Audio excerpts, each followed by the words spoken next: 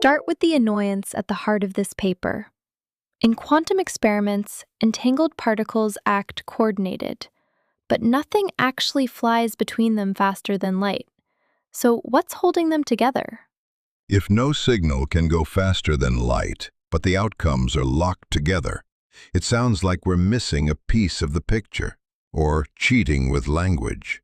Their move is to say, maybe space-time distance isn't the only kind of distance that matters. There's the usual space-time distance, d_st, that limits signals, and a deeper metron-chronon distance, d_mc, that shapes quantum correlations.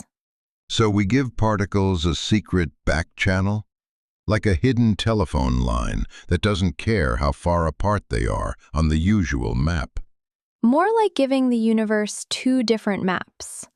One map is the street map, that's space-time distance, d_st. The other is the subway map, how many relational stops it takes through this metron-chronon network, d_mc. Right. So two people might be miles apart on the street map, but next door on the subway map. And that's your entanglement. But doesn't that feel like drawing in a secret tunnel on the subway map after you've already missed your train? It would be cheating if the tunnel were an afterthought. Here the claim is the tunnel, the relational link, was always there, beneath spacetime.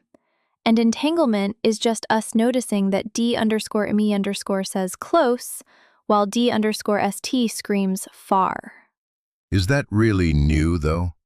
We've had hidden variables and configuration spaces before.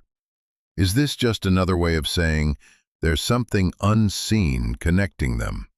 They're stricter than that. The basic objects aren't little hidden particles, they're relations.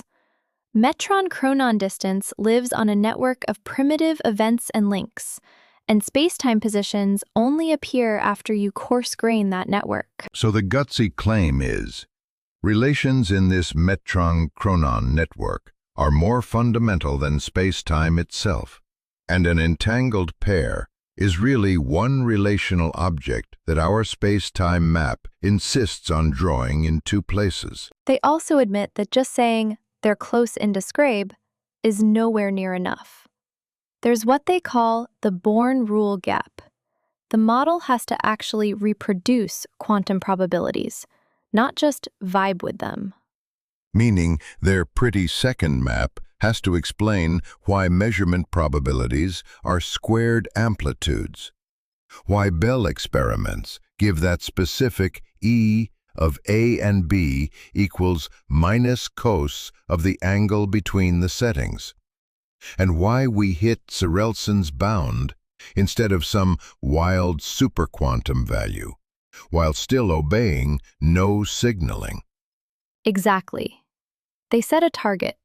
From one relational network, you must get the Born rule, those cosine spin correlations, Sorelson's limit, no faster than light messaging, and, at large scales, a normal Lorentzian spacetime for signals to live in.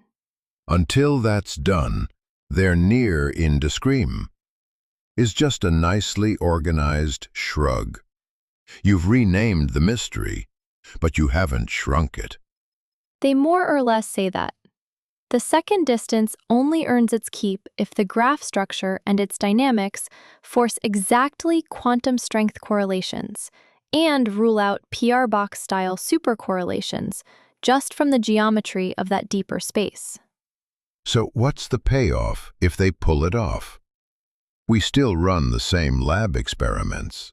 So what actually changes in how we think about the world? If it worked, non-locality would look less spooky. What's non-local in spacetime would be local in describ.